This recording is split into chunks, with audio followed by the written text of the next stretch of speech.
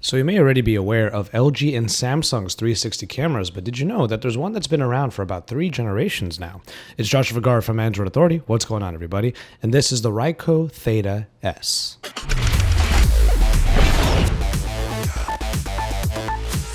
The third iteration of the Ricoh Theta comes to South by Southwest, and we got to take a look at it and see how it stacks up to a couple of the other 360 cameras that we've seen in the mobile space today.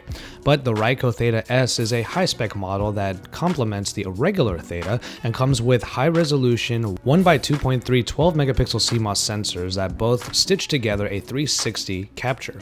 Now, it can do a 30 frames per second full HD video capture as well, and low-light performance should be okay with a f2.0 lens.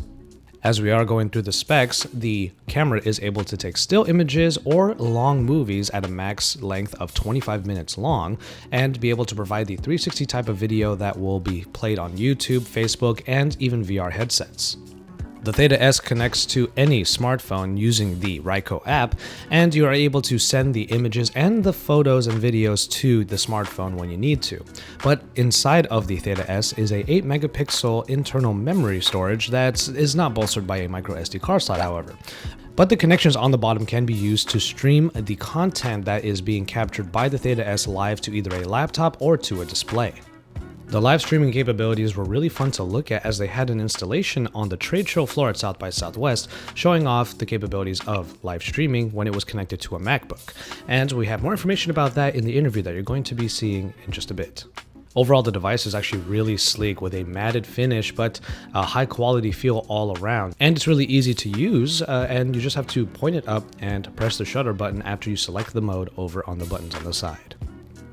All right, and actually you could probably just see us on the feed. Yeah, right we're all here. in frame here, including the camera. So there is a live streaming component to the Theta, right? Yes, it will stream via USB to any laptop device. What you're seeing is the raw feed here from the camera unstitched. So what you see on your mobile device through the app is a stitched together component where both sides are connected and the lens distortion is corrected for. So if you watch my hand here, you'll see it rotate from one side of the image to the other side of that plane, because that's the 360 where the images divide. Yeah, so this is what it would look like in a video editing software. I mean, I could see myself changing planes right there. Yeah, that too. Yes, if you're editing still or video, the file formats are JPEG and MP4. It can be used in any editing software, but this is what you look like, the image looks like in a native form without stitched together through the application. So do you see live streaming, especially for events, for example, like South by Southwest, becoming a very common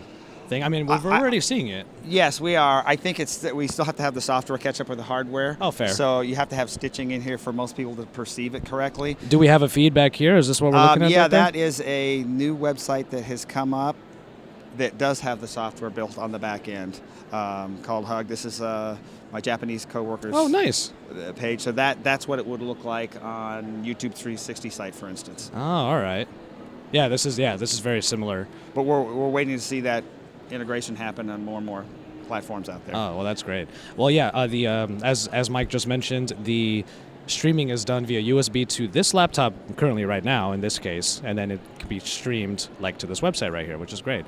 So for consumers, do you think that this is going to become like, I don't know, like we were talking about vlogging earlier. It just I just keep thinking to myself, for certain events, it seems like there are going to be so many different people vlogging the same thing from different perspectives. It just seems really interesting. Well, the neat thing with video is you can be your own director. You can choose your point of view as an end user and watch what you want to watch. So exactly, I think you're right. I think a lot of people that are doing vlogging want to get as many eyeballs as they can, and being unique can certainly help with that endeavor.